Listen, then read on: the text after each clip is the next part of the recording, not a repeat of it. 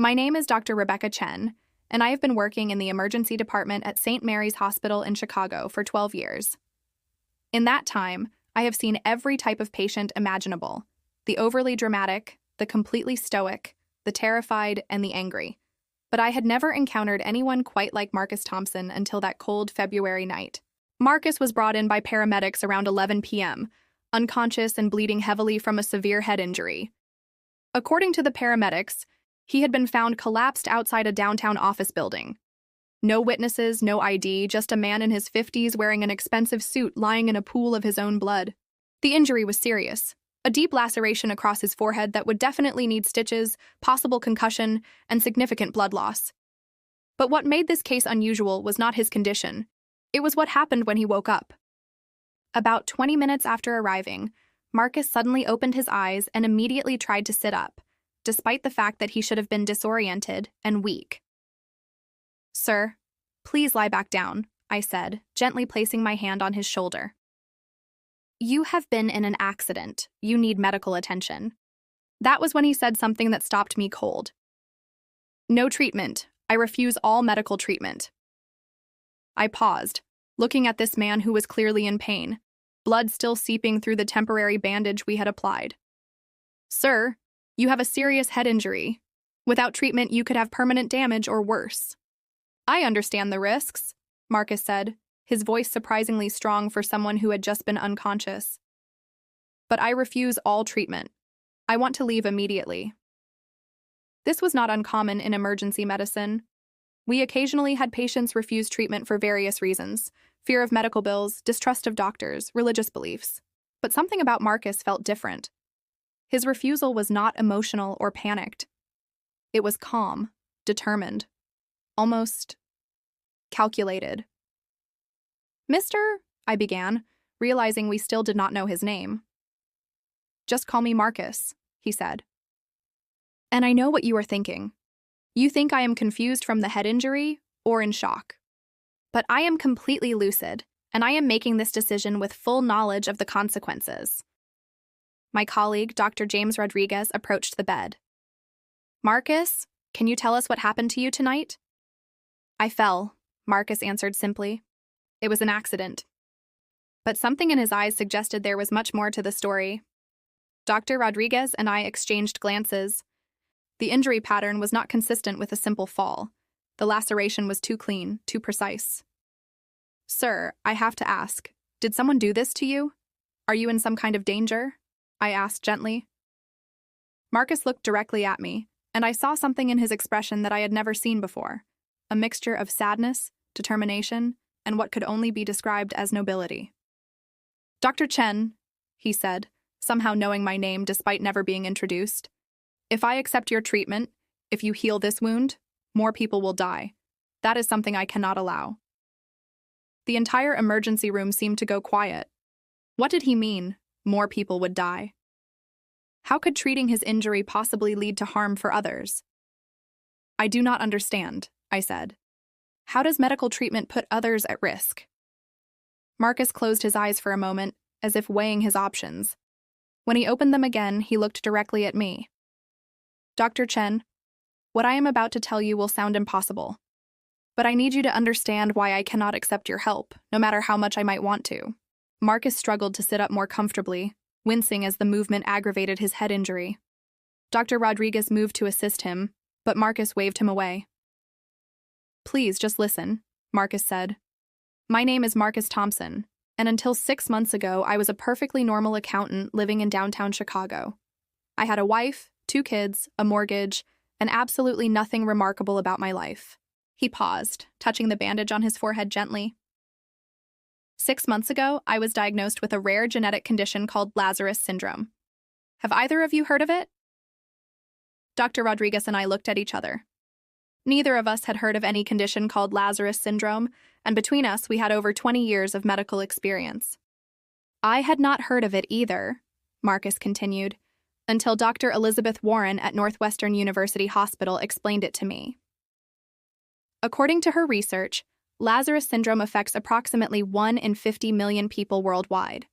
Most never know they have it because it only activates under very specific circumstances. What kind of circumstances? I asked, despite my growing skepticism. Severe physical trauma combined with massive blood loss, Marcus replied. The condition causes the body to enter a kind of regenerative state. Any injury, no matter how severe, begins healing at an accelerated rate.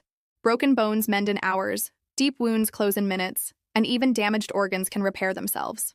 I stared at Marcus, unsure whether to be concerned about his mental state or curious about his story. Marcus, that sounds like something from a science fiction movie, not real medicine. I know how it sounds, Marcus said. And 6 months ago, I would have reacted the same way, but then I was in a car accident.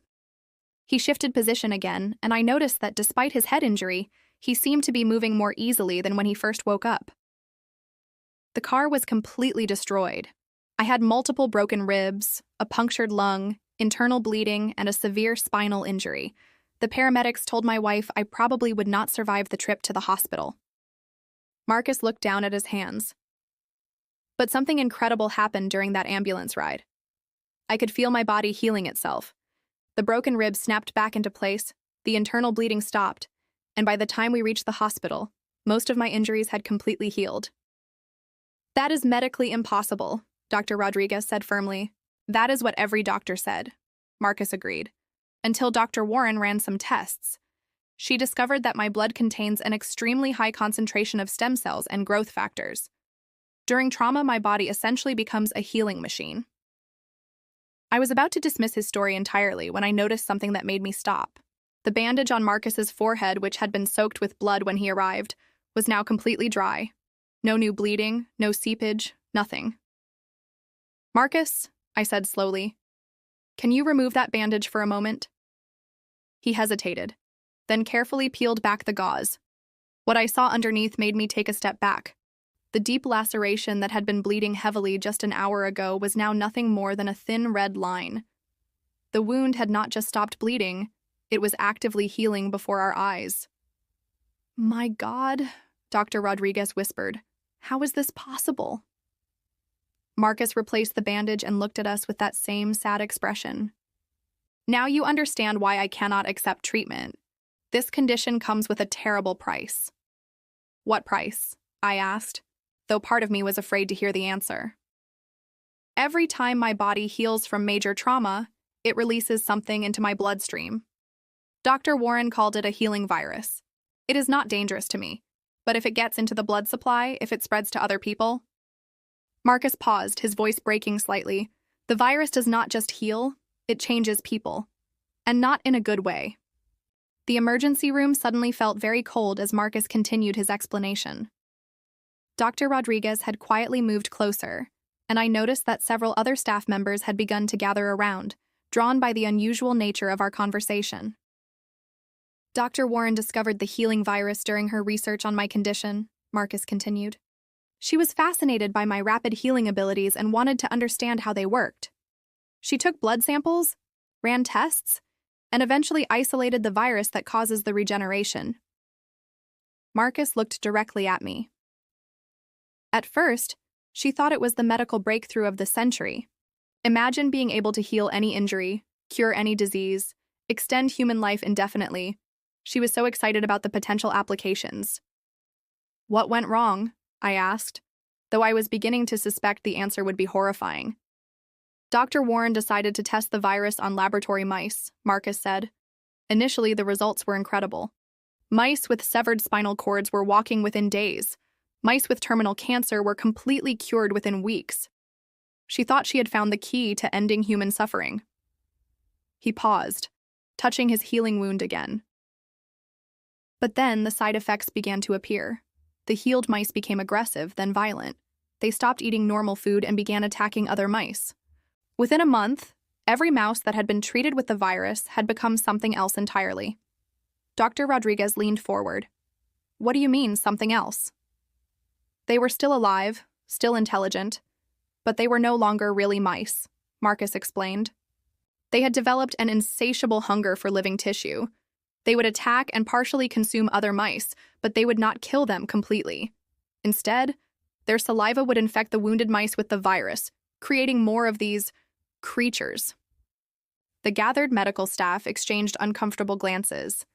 This was beginning to sound less like a medical condition and more like a horror story. Dr. Warren immediately terminated the experiment and destroyed all the test subjects, Marcus continued. But she realized something terrifying. If the virus ever got loose in the human population, it could create an epidemic of these creatures. Humans who could not die, but who were no longer really human. I was struggling to process what Marcus was telling us. But you are not like that. You seem completely normal. Because I am the source, Marcus replied. The virus affects me differently than it affects others. I get the healing benefits without the negative side effects. But anyone who comes into contact with my blood during a healing episode could become infected. He gestured around the emergency room. Dr. Chen, how many people have handled my blood tonight? How many medical instruments have been contaminated? How many people could potentially be exposed if you treat this wound? The reality of what he was saying began to sink in. If Marcus was telling the truth, then every piece of medical equipment that had touched his blood, every bandage, every surface, could potentially be contaminated with this virus. Where is Dr. Warren now? Dr. Rodriguez asked. Can we contact her to verify this? Marcus's expression grew even sadder. Dr. Warren is dead. 3 months ago, there was an accident in her laboratory. A research assistant was accidentally exposed to a small amount of the virus. Dr. Warren tried to contain the situation, but he trailed off, unable to continue.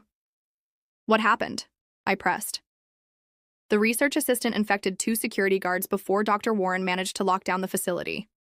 She called me, explained what was happening, and told me that she was going to destroy all her research and then… Marcus swallowed hard. She chose to die rather than risk the virus spreading. The emergency room was completely silent now. If Marcus was telling the truth, then Dr. Warren had essentially committed suicide to protect humanity from a virus that could turn people into something monstrous. How do we know you are telling the truth? Dr. Rodriguez asked, though his voice lacked conviction.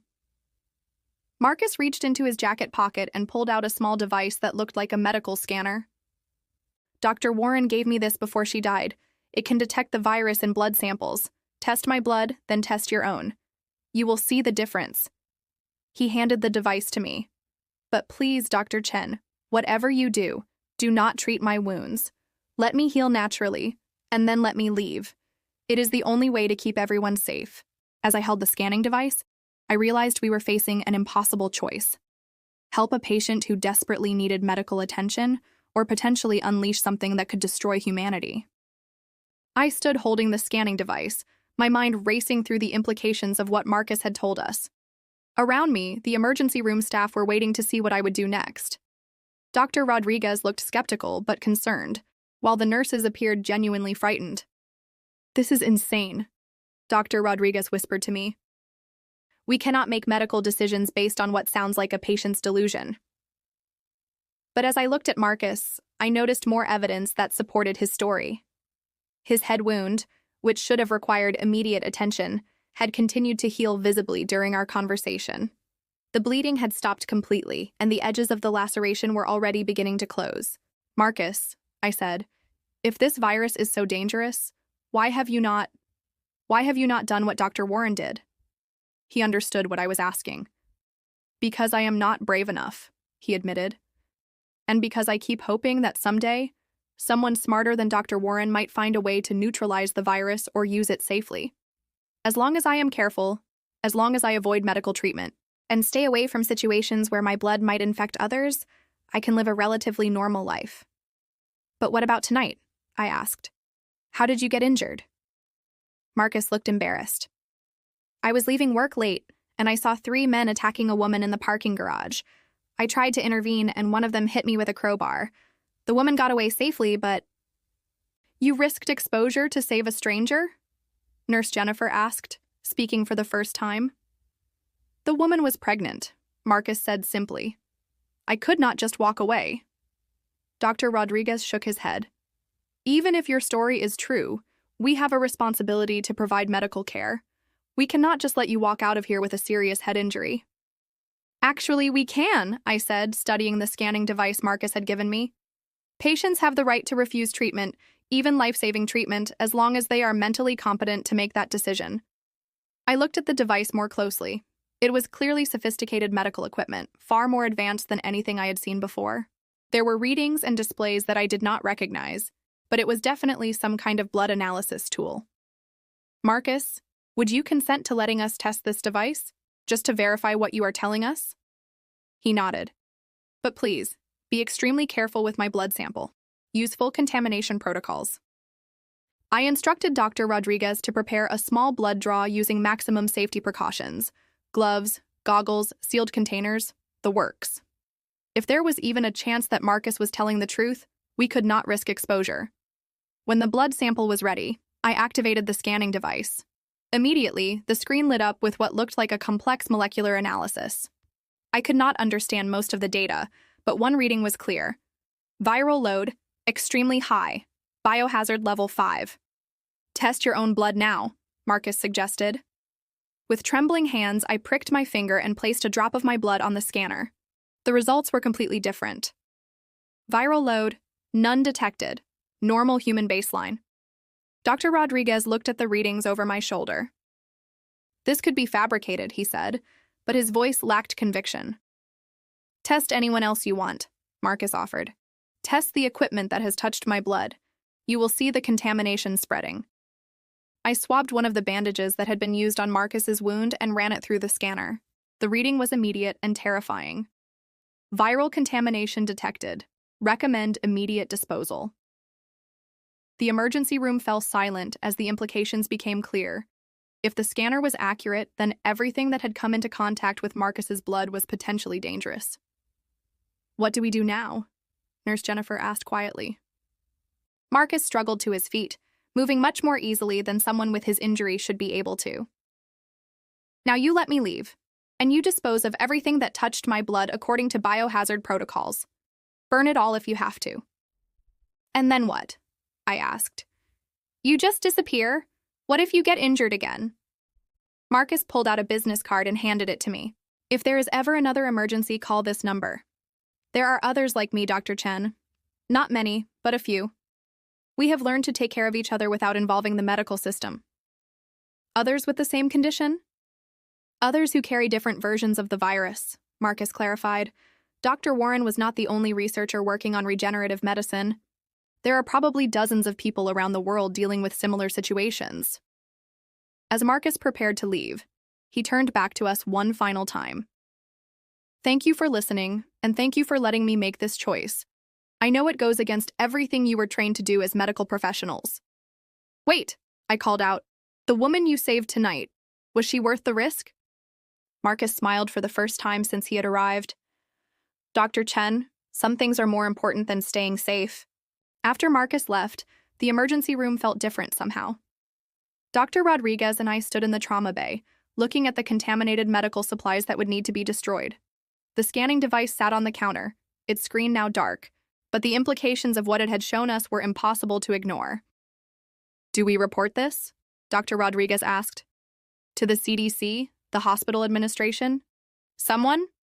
I picked up the scanner and turned it over in my hands. Report what? That a man with a miraculous healing ability refused treatment to prevent a viral apocalypse? They would think we were having shared hallucinations. But if he is telling the truth, Dr. Rodriguez began. If he is telling the truth, then there are things happening in the world that the medical community is not prepared to handle, I finished. And maybe that is for the best. We spent the next hour carefully disposing of every item that had come into contact with Marcus's blood, following the strictest biohazard protocols our hospital had. I kept the scanning device, though I was not entirely sure why. Over the following weeks, I found myself thinking about Marcus constantly. I researched regenerative medicine, stem cell therapy, and anything else that might explain what I had witnessed. I found no mention of Lazarus syndrome or Dr. Elizabeth Warren, but I did find several research papers on accelerated healing that had been suddenly retracted or classified. 1 month later, I received a phone call at the hospital. Dr. Chen, this is Marcus Thompson. Marcus, are you all right? How is your injury? Completely healed as expected, he said, but that is not why I am calling. Do you remember the business card I gave you? I looked at my desk where the card sat next to the scanning device. Yes. A colleague of mine in Denver needs medical assistance, but she cannot go to a regular hospital. Her condition is similar to mine, but different. Would you be willing to help? I thought about my oath as a doctor, about my responsibility to heal and do no harm. Then I thought about Marcus, willing to risk his own safety to save a pregnant woman, and willing to refuse medical treatment to protect others. What would you need me to do? Fly to Denver this weekend. Bring the scanner I gave you and be prepared for something even stranger than my condition. I should have said no. I should have hung up the phone and pretended that night with Marcus had never happened. But instead, I heard myself saying, "Send me the details." That weekend trip to Denver changed my life forever. I met Sarah, a woman whose condition caused her to phase in and out of physical existence. I met David, whose body temperature ran so hot that he could melt metal with his touch. I met an entire hidden community of people dealing with conditions that mainstream medicine could not understand or treat. I learned that there are secret networks of medical professionals around the world who help these individuals. Doctors and nurses who have encountered the impossible and chosen to help rather than report or exploit. Today, I still work at St. Mary's Hospital, but I spend my weekends and vacation time providing medical care to people who cannot seek help through normal channels. I have treated conditions that would sound like fiction to most doctors, and I have seen miracles that defy everything I learned in medical school. Marcus was right about one thing. Some secrets are too dangerous to share. But some people are too precious to abandon, even when helping them means stepping outside the boundaries of conventional medicine. The scanner Marcus gave me now sits in a locked drawer in my home office, along with similar devices given to me by other patients with extraordinary conditions. Sometimes I take it out and run tests on my own blood just to make sure I have not been infected with something that might make me dangerous to others. So far, I remain completely human. But I have learned that humanity comes in more forms than we ever imagined, and that sometimes the most heroic thing a person can do is refuse help in order to protect others. Marcus Thompson taught me that true strength sometimes means walking away from the very thing you need most, and that the best doctors are not always the ones who heal, but the ones who understand when not to heal is the greater mercy. I never saw Marcus again, but I kept the business card. And I will always be ready to answer the call when someone like him needs help that only a few of us can provide.